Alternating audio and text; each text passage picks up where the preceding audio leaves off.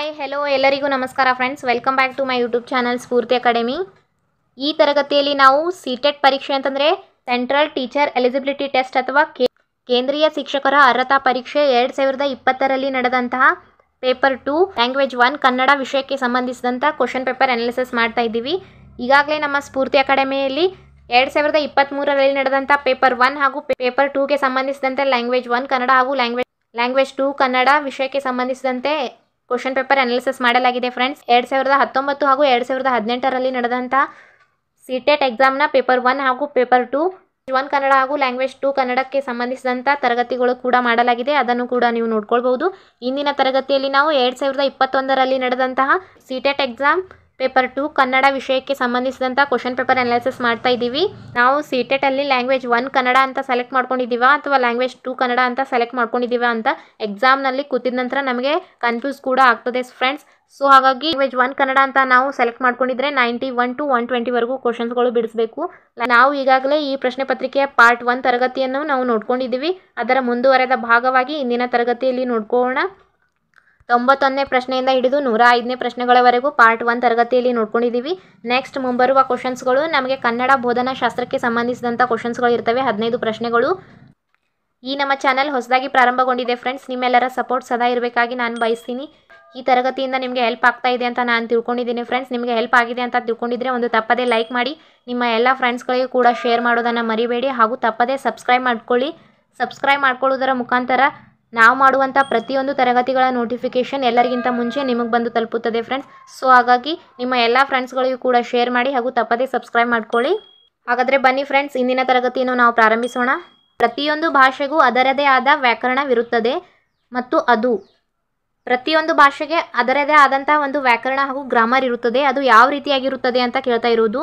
ಆಪ್ಷನ್ಸ್ಗಳು ನೋಡ್ಕೊಳ್ಳೋಣ. ರಾಜ್ಯಾಡಳಿತಕ್ಕೆ ಒಳಪಟ್ಟಿರುತ್ತದೆ ಅಂತಂದರೆ ಒಂದು ರಾಜ್ಯದ ಆಡಳಿತಕ್ಕೆ ಒಂದು ಭಾಷೆಯ ವ್ಯಾಕರಣ ಒಳಪಟ್ಟಿರುವುದಿಲ್ಲ. ಈ ಆಪ್ಷನ್ ರಾಂಗ್ ಆಗುತ್ತದೆ ಫ್ರೆಂಡ್ಸ್. ಕೇಂದ್ರದ ಆಡಳಿತಕ್ಕೆ ಒಳಪಟ್ಟಿರುತ್ತದೆ. ಒಂದು ಭಾಷೆಯ ವ್ಯಾಕರಣ ಕೇಂದ್ರದ ಆಡಳಿತಕ್ಕೂ ಒಳಪಟ್ಟಿರುವುದಿಲ್ಲ ಹಾಗೂ ರಾಜ್ಯದ ಆಡಳಿತಕ್ಕೂ ಕೂಡ ಒಳಪಟ್ಟಿರುವುದಿಲ್ಲ. ಆನಂತರದಲ್ಲಿ ಒಂದು ಭಾಷೆ ಲಿಪಿ ಆಧಾರಿತವಾಗಿರುತ್ತದೆ ಅಂತ ಕೇಳ್ತಾ ಇರುವುದು. ಪ್ರತಿಯೊಂದು ಭಾಷೆಗೆ ಒಂದೇ ಲಿಪಿ ಇರುವುದಿಲ್ಲ ಫ್ರೆಂಡ್ಸ್. ಒಂದೇ ಲಿಪಿಯಲ್ಲಿ 2 ರಿಂದ 3 ಭಾಷೆಗಳು ಕೂಡ ಇರ್ಬೋದು. ಈಗ ಫಾರ್ ಎಕ್ಸಾಂಪಲ್ ಅಂತಂದರೆ ಹಿಂದಿ ಕೂಡ ದೇವನಾಗರಿ ಲಿಪಿಯಲ್ಲಿದೆ, ಆನಂತರದಲ್ಲಿ ಮರಾಠಿ ಕೂಡ ದೇವನಾಗರಿ ಲಿಪಿಯಲ್ಲಿ ನಾವು ನೋಡ್ಕೊಳ್ಬಹುದು. ಹಾಗಾದರೆ ಇದಕ್ಕೆ ಸರಿಯಾದಂಥ ಉತ್ತರ ಅಂತಂದರೆ ಪ್ರತಿಯೊಂದು ವ್ಯಾಕರಣಕ್ಕೆ ತನ್ನದೇ ಆದಂಥ ಒಂದು ನಿಯಮವಿರುತ್ತದೆ ಹಾಗೂ ಒಂದು ರೂಲ್ಸ್ ಇರುತ್ತದೆ.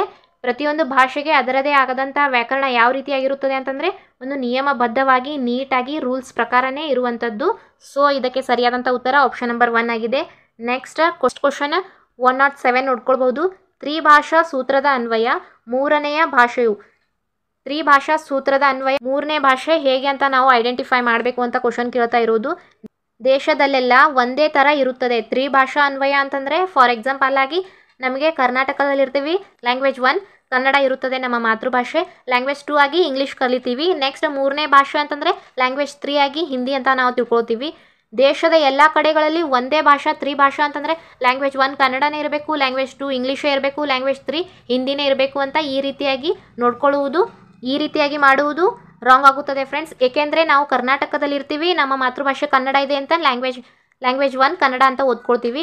ಬೇರೆ ಬೇರೆ ರಾಜ್ಯದಲ್ಲಿ ಬೇರೆ ಬೇರೆ ರೀತಿಯಾಗಿ ಫಸ್ಟ್ ಲ್ಯಾಂಗ್ವೇಜ್ ಅವರ ಮಾತೃಭಾಷೆ ಇರುತ್ತದೆ. ಮಹಾರಾಷ್ಟ್ರದಲ್ಲಿ ಫಸ್ಟ್ ಲ್ಯಾಂಗ್ವೇಜ್ ಆಗಿ ಮರಾಠಿಯಾಗಿ ಓದ್ಕೊಳ್ತಾರೆ, ಆನಂತರದಲ್ಲಿ ಸೆಕೆಂಡ್ ಲ್ಯಾಂಗ್ವೇಜ್ ಆಗಿ ಚಾಯ್ಸ್ಗೆ ಸಂಬಂಧಿಸಿದಂತೆ ಇರ್ತದೆ. ದೇಶದ ಎಲ್ಲ ಕಡೆಗಳಲ್ಲಿ ಒಂದೇ ಥರನಾಗಿ ತ್ರಿಭಾಷಾ ಸೂತ್ರದ ಅನ್ವಯನೇ ಇರಬೇಕು ಅಂತ ಈ ಆಪ್ಷನ್ ರಾಂಗ್ ಆಗುತ್ತದೆ. ಸಂಸ್ಕೃತ ಮಾತ್ರ ಮೂರನೇ ಭಾಷೆಯಾಗಿ ಓದ್ಕೊಳ್ಬೇಕು, ಬೇರೆ ಭಾಷೆ ಓದ್ಕೊಳ್ಬಾರ್ದು ಅಂತ ಇಲ್ಲ ಫ್ರೆಂಡ್ಸ್. ಈ ಆಪ್ಷನ್ ಕೂಡ ರಾಂಗ್ ಆಗುತ್ತದೆ. ಹಿಂದಿ ಭಾಷಿಕ ರಾಜ್ಯ ಹಾಗೂ ಹಿಂದಿಯೇತರ ಭಾಷಿಕ ರಾಜ್ಯಗಳಲ್ಲಿ ಭಿನ್ನವಾಗಿರುತ್ತದೆ. ಈ ಆಪ್ಷನ್ ಪಾಸಿಟಿವ್ ಅನ್ನಿಸ್ತಾ ಇದೆ. ನೋಡ್ಕೊಳ್ಳೋಣ ನೆಕ್ಸ್ಟ್ ಆಪ್ಷನ್ ಕೂಡ. ಯಾವುದಾದರೂ ವಿದೇಶಿಯ ಭಾಷೆ ಮಾತ್ರ, ಯಾವುದಾದರೂ ವಿದೇಶಿ ಭಾಷೆಯನ್ನೇ ಮಾತ್ರ ನಾವು ಮೂರನೇ ಭಾಷೆಯಾಗಿ ಸೆಲೆಕ್ಟ್ ಮಾಡ್ಕೋಬೇಕು ಅಂತ ಇಲ್ಲ ಫ್ರೆಂಡ್ಸ್. ಈ ಆಪ್ಷನ್ ಕೂಡ ರಾಂಗ್ ಆಗುತ್ತದೆ. 3 ಆಪ್ಷನ್ಗಳು ನೆಗೆಟಿವ್ ಆದವು, ಕೇವಲ ಒಂದು ಆಪ್ಷನ್ ಮಾತ್ರ ಪಾಸಿಟಿವ್ ಆಗಿರುವಂಥದ್ದು. ಎಲಿಮಿನೇಟೆಡ್ ಮೆಥಡ್ ಯೂಸ್ ಮಾಡಬೇಕು ನಾವು ಕ್ವಶನ್ ಪೇಪರ್ ಅನಾಲಿಸಿಸ್ ಮಾಡುವಾಗ. ಹಿಂದಿ ಭಾಷಿಕ ರಾಜ್ಯ ಹಾಗೂ ಹಿಂದಿಯೇತರ ಭಾಷಿಕ ರಾಜ್ಯಗಳಲ್ಲಿ ಭಿನ್ನವಾಗಿರುತ್ತದೆ ಅಂತಂದರೆ ಯಾವೆಲ್ಲ ರಾಜ್ಯಗಳಲ್ಲಿ ಹಿಂದಿಯನ್ನು ಮಾತೃಭಾಷೆಯಾಗಿ ಉಪಯೋಗ ಮಾಡ್ತಾರಲ್ಲ ಫ್ರೆಂಡ್ಸ್, ಅಂಥ ರಾಜ್ಯಗಳಲ್ಲಿ ಹಿಂದಿಯನ್ನು ಮಾತೃಭಾಷೆಯಾಗಿ ಯೂಸ್ ಮಾಡಿ ಮೂರನೇ ಭಾಷೆಯಾಗಿ ಬೇರೆ ಭಾಷೆಯನ್ನು ತಗೊಳ್ತಾರೆ. ಆನಂತರದಲ್ಲಿ ಹಿಂದಿಯೇತರ ಭಾಷಿಕ ರಾಜ್ಯಗಳಲ್ಲಿ ಅಂತಂದರೆ ನಮ್ಮ ಕರ್ನಾಟಕದ ಭಾಷೆ ಕನ್ನಡ ಅಂತ ನಾವು ಫಸ್ಟ್ ಲ್ಯಾಂಗ್ವೇಜ್ ಆಗಿ ಓದ್ಕೊಳ್ತೀವಿ. ಮೂರನೇ ಭಾಷೆಯಾಗಿ ಹಿಂದಿಯನ್ನು ಸೆಲೆಕ್ಟ್ ಮಾಡ್ಕೋತೀವಿ. ಹಿಂದಿಯೇತರ ಭಾಷೆಗಳಲ್ಲಿ ಅಂತಂದರೆ ಕರ್ನಾಟಕದಲ್ಲಿ ಭಿನ್ನವಾಗಿರುತ್ತದೆ. ಮಾತೃಭಾಷೆನೇ ತ್ರಿಭಾಷಾದ ಅನ್ವಯ ಮೂರನೇ ಭಾಷೆ ಹಿಂದಿ ಆಗಿರಬೇಕು ಅಂತ ಇಲ್ಲ. ಮಾತೃಭಾಷೆಯಾಗಿ ಯೂಸ್ ಮಾಡುವಂಥ ಸ್ಥಳಗಳಲ್ಲಿ ಹಿಂದಿ ಫಸ್ಟ್ ಲ್ಯಾಂಗ್ವೇಜ್ ಆಗಿರುತ್ತದೆ. ಹಿಂದಿ ಭಾಷೆ ಮಾತೃಭಾಷೆ ಅಲ್ಲದಿರುವಂಥ ರಾಜ್ಯಗಳಲ್ಲಿ ಮೂರನೇ ಭಾಷೆಯಾಗಿ ಹಿಂದಿಯನ್ನು ಬಳಸ್ಬೋದು. ಸೊ ಹಾಗಾಗಿ ಇದಕ್ಕೆ ಸರಿಯಾದಂಥ ಉತ್ತರ ಆಪ್ಷನ್ ನಂಬರ್ 3 ಆಗಿದೆ ಅಂತ ತಿಳ್ಕೊಳ್ಬೋದು. ನೆಕ್ಸ್ಟ್ 108 ಕ್ವಶನ್ ನೋಡ್ಕೊಳ್ಳೋಣ. ಅಧ್ಯಾಪಿಕೆಯು ಮಗಳನ್ನು ಉಳಿಸಿ ಮತ್ತು ಮಗಳನ್ನು ಬೆಳೆಸಿ ಎನ್ನುವ ಪೋಸ್ಟರನ್ನು ಕ್ಲಾಸಿನಲ್ಲಿ ತಂದು ಗೋಡೆಗೆ ಅಂಟಿಸುತ್ತಾಳೆ. ವಿದ್ಯಾರ್ಥಿಗಳಿಗೆ ಅದನ್ನು ಜಾಗರೂಕತೆಯಿಂದ ನೋಡಲು ಮತ್ತು ಅದರ ಬಗ್ಗೆ ಚಿಕ್ಕ ಪ್ಯಾರಾ ಬರೆಯಲು ಹೇಳುತ್ತಾಳೆ. ಇಲ್ಲಿ ಭಾಷಾ ಅಧ್ಯಾಪಿಕೆಯು ಬಳಸಿದ ಪೋಸ್ಟರ್ ಯಾವ ರೀತಿಯಾಗಿರುವಂಥದ್ದು ಅಂತ ಕ್ವಶನ್ ಏನು ಹೇಳ್ತಾ ಇದೆ ಅಂತ ನಾವು ಮುಂಚೆ ತಿಳ್ಕೊಳ್ಬೇಕು. ಕ್ವಶನ್ ಅಂಡರ್ಸ್ಟ್ಯಾಂಡ್ ಮಾಡ್ಕೊಂಡಿವಿ ಅಂತಂದರೆ ಆನ್ಸರ್ ಈಸಿಯಾಗಿ ಐಡೆಂಟಿಫೈ ಮಾಡ್ಬೋದು. ಒಬ್ಬ ಟೀಚರ್ ಅಥವಾ ಅಧ್ಯಾಪಿಕೆಯು ಏನು ಮಾಡ್ತಾ ಇದ್ದಾರೆ ಅಂತಂದರೆ ಮಗಳನ್ನು ಉಳಿಸಿ ಮತ್ತು ಮಗಳನ್ನು ಓದಿಸಿ ಎನ್ನುವ ಬೇಟಿ ಬಚಾವ್ ಬೇಟಿ ಪಡಾವ್ ಅನ್ನುವ ಸ್ಲೋಗನ್ ಮೇಲೆ ಇರುವಂಥ ಒಂದು ಪೋಸ್ಟರನ್ನು ತೆಗೆದುಕೊಂಡು ಬಂದಿದ್ದಾರೆ. ಆ ಪೋಸ್ಟರನ್ನು ಕ್ಲಾಸ್ ರೂಮಿನ ಒಂದು ಗೋಡೆಗೆ ಅಂಟಿಸಿದ್ದಾರೆ. ಮಕ್ಕಳು ಆ ಪೋಸ್ಟರನ್ನು ನೋಡಿಕೊಂಡು ಆ ಪೋಸ್ಟರ್ಗೆ ಸಂಬಂಧಿಸಿದಂತೆ ತನ್ನ ಮಾತುಗಳಲ್ಲಿ ಒಂದು ಚಿಕ್ಕ ಪ್ಯಾರಾನ್ನು ಅದಕ್ಕೆ ಸಂಬಂಧಿಸಿದಂತೆ ಒಂದು ಚಿಕ್ಕ ಪ್ಯಾರಾನ್ನು ಬರೀರಿ ಮಕ್ಕಳ ಅಂತ ಹೇಳ್ತಾ ಇದ್ದಾರೆ. ಈ ರೀತಿಯಾಗಿ ಬಳಸಿದಂಥ ಒಂದು ಪೋಸ್ಟರ್ ಯಾವ್ದು ಶಿಕ್ಷಕರು ಯಾವ ರೀತಿಯಾಗಿ ಇರುವಂಥ ಸಾಮಗ್ರಿ ಅಂತ ತಿಳಿದುಕೊಂಡು ಆ ಪೋಸ್ಟರನ್ನು ತರಗತಿಯ ಗೋಡೆಗೆ ತಂದು ಅಂಟಿಸಿದ್ರು ಅಂತ ಕೇಳ್ತಾ ಇರೋದು. ಆ ಪೋಸ್ಟರ್ ಎಂಥದ್ದು ಅಂತಂದರೆ ಒಂದು ಅಥೆಂಟಿಕ್ ಸಾಮಗ್ರಿ ಆಗಿರುವಂಥದ್ದು ಫ್ರೆಂಡ್ಸ್. ಅಥೆಂಟಿಕ್ ಸಾಮಗ್ರಿ ಅಂತಂದರೆ ಅಧಿಕೃತವಾಗಿ ನಂಬಲು ಅರ್ಹವಾಗಿರುವಂಥ ನೈಜ ಸಾಮಗ್ರಿ ಆಗಿರುವಂಥದ್ದು ಅಂತ. ಸುಸಂಘಟಿತವಾದ ಸಾಮಗ್ರಿ ಇಂಟಿಗ್ರೇಟೆಡ್ ಅಲ್ಲ ಫ್ರೆಂಡ್ಸ್. ಮಾನ್ಯತೆ ಪಡೆದ ಸಾಮಗ್ರಿ ಆಗಿದೆಯಾ? ಇದು ಕೂಡ ಅಲ್ಲ. ಪ್ರಯೋಜನಕ್ಕೆ ಬಾರದ ಅಂತಂದರೆ ಈ ಆಪ್ಷನ್ ಮೊದಲೇ ರಾಂಗ್ ಆಯಿತು ಫ್ರೆಂಡ್ಸ್. ಪ್ರಯೋಜನಕ್ಕೆ ಬರುವ ಅಂತಲೇ ಕ್ವಶನ್ ಕೇಳಿರುವಂಥದ್ದು. ಸೊ ಹಾಗಾಗಿ ಇದಕ್ಕೆ ಸರಿಯಾದಂಥ ಉತ್ತರ ಅಂತಂದರೆ ಆಪ್ಷನ್ ನಂಬರ್ 1 ಆಗಿದೆ. ನೆಕ್ಸ್ಟ್ ಕ್ವಶನ್ ನೋಡ್ಕೊಳ್ಳೋಣ. ನಿರರ್ಗಳತೆ ಅಂದರೆ ಮೊಟ್ಟ ಮೊದಲು ನಿರರ್ಗಳ ಅಂತಂದರೆ ಏನು ಅಂತ ನಾವು ತಿಳ್ಕೊಳ್ಬೇಕು. ಇಂಗ್ಲೀಷ್ನಲ್ಲಿ ನಿರರ್ಗಳತೆಗೆ ಫ್ಲೂವೆನ್ಸಿ ಅಂತ ಕರೀತಾರೆ ಫ್ರೆಂಡ್ಸ್. ನಿರರ್ಗಳತೆ ಅಥವಾ ಫ್ಲೂವೆನ್ಸಿ ಅಂತಂದರೆ ಯಾವೆಲ್ಲ ಕೌಶಲ್ಯದಲ್ಲಿ ಬರ್ತವೆ ಅಂತ ನಾವು ಮೊಟ್ಟ ಮೊದಲು ಈ ಪಾಯಿಂಟ್ ನಮ್ಮ ತಲೆಯಲ್ಲಿ ಇರಲೇಬೇಕಾಗಿರುವಂಥದ್ದು. ನಮ್ಮ ಭಾಷಾ ಕೌಶಲ್ಯಗಳಾದ ಮಾತನಾಡುವುದು, ಓದುವುದು ಹಾಗೂ ಬರೆಯುವುದರಲ್ಲಿ ಈ 3 ಕೌಶಲ್ಯಗಳಲ್ಲಿ ನಮಗೆ ನಿರರ್ಗಳತೆ ಇತ್ತು ಅಂತಂದರೆ ನಾವು ಎಲ್ಲಿಯೂ ಕೂಡ ಬದುಕಬಹುದು. ಈ ರೀತಿಯಾಗಿ ಒಂದು ಕಾನ್ಫಿಡೆಂಟಾಗಿ ನಾವು ಮಾತನಾಡ್ಬೋದು, ಕಾನ್ಫಿಡೆಂಟಾಗಿ ಓದ್ಬೋದು, ಕಾನ್ಫಿಡೆಂಟಾಗಿ ಬರಿಬೋದು. ಫಾರ್ ಎಕ್ಸಾಂಪಲ್ ಆಗಿ ಒಂದು ಮಗು ಅಥವಾ ಒಬ್ಬ ದೊಡ್ಡ ವ್ಯಕ್ತಿ ಅಂತ ತಿಳ್ಕೊಳ್ಳಿ. ಮಾತನಾಡುವಾಗ, ಬರೆಯುವಾಗ ಅಥವಾ ಓದುವಾಗ ಯಾವುದೇ ಒಂದು ಪದ ಇರಲಿ, ಯಾವುದೇ ಒಂದು ಶಬ್ದ ಇರಲಿ ಅಥವಾ ಯಾವುದೇ ಒಂದು ವಾಕ್ಯ ಇರಲಿ, ತಾನು ಮಾತಾಡ್ತಾ ಇದ್ದಾನೆ, ಓದ್ತಾ ಇದ್ದಾನೆ ಅಥವಾ ಬರಿತಾ ಇದ್ದಾನೆ ಅಂತ ತಿಳ್ಕೊಳ್ಳಿ.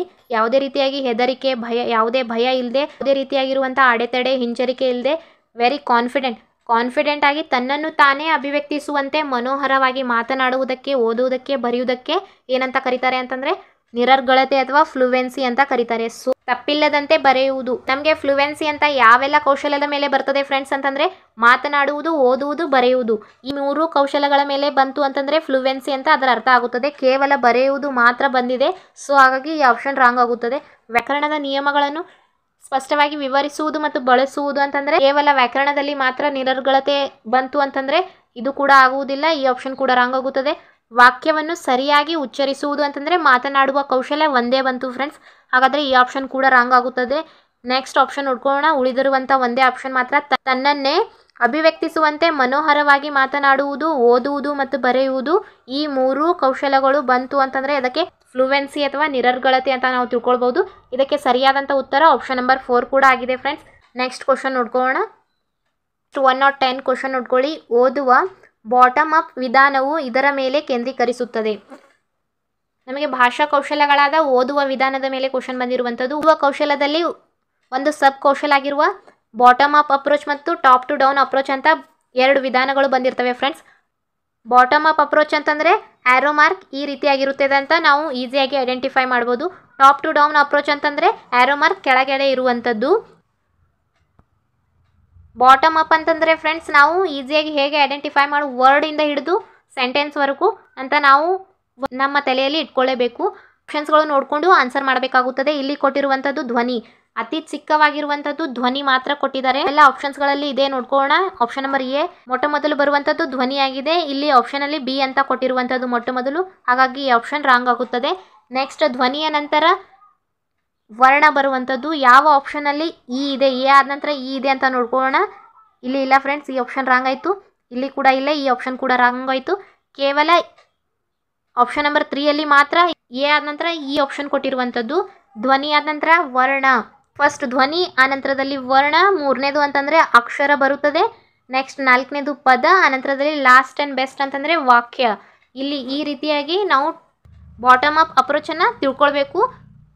ನಮಗೆ ನೆಕ್ಸ್ಟ್ ಮುಂಬರುವಂಥ ಸಿಟೆಟ್ ಎಕ್ಸಾಮಲ್ಲಿ ಇದರಿಂದ ಟು ಡೌನ್ ಅಪ್ರೋಚ್ ಹಾಗೂ ಬಾಟಮ್ ಅಪ್ ಅಪ್ರೋಚ್ ಮೇಲೆ 1-2 ಕ್ವಶನ್ಸ್ಗಳು ಕಂಪಲ್ಸರಿಯಾಗಿ ಕೇಳ್ತಾರೆ ಫ್ರೆಂಡ್ಸ್. ಹಾಗಾಗಿ ಇದು ವೆರಿ ಇಂಪಾರ್ಟೆಂಟ್ ಆಗಿರುವಂಥ ಕ್ವಶನ್ಸ್. ಈ ಕ್ವಶನ್ ಬಗ್ಗೆ ನಮಗೆ ಗೊತ್ತಿರಲೇಬೇಕಾಗಿರುವಂಥದ್ದು. ನೆಕ್ಸ್ಟ್ ಮುಂದಿನ ತರಗತಿಯಲ್ಲಿ ಇನ್ನುಳಿದ ಕ್ವಶನ್ಸ್ಗಳನ್ನು ಅನಾಲಿಸಿಸ್ ಮಾಡೋಣ ಫ್ರೆಂಡ್ಸ್. ಈ ತರಗತಿ ನಿಮಗೆ ಇಷ್ಟವಾಗಿದೆ ಅಂತ ತಿಳ್ಕೊಂಡಿದ್ರೆ ಒಂದು ಲೈಕ್ ಮಾಡೋದನ್ನು ಮರಿಬೇಡಿ. ನಿಮ್ಮ ಎಲ್ಲ ಫ್ರೆಂಡ್ಸ್ಗಳಿಗೂ ಕೂಡ ಶೇರ್ ಮಾಡಿ, ತಪ್ಪದೇ ಸಬ್ಸ್ಕ್ರೈಬ್ ಮಾಡ್ಕೊಳ್ಳಿ. Thanks for watching video. Thank you.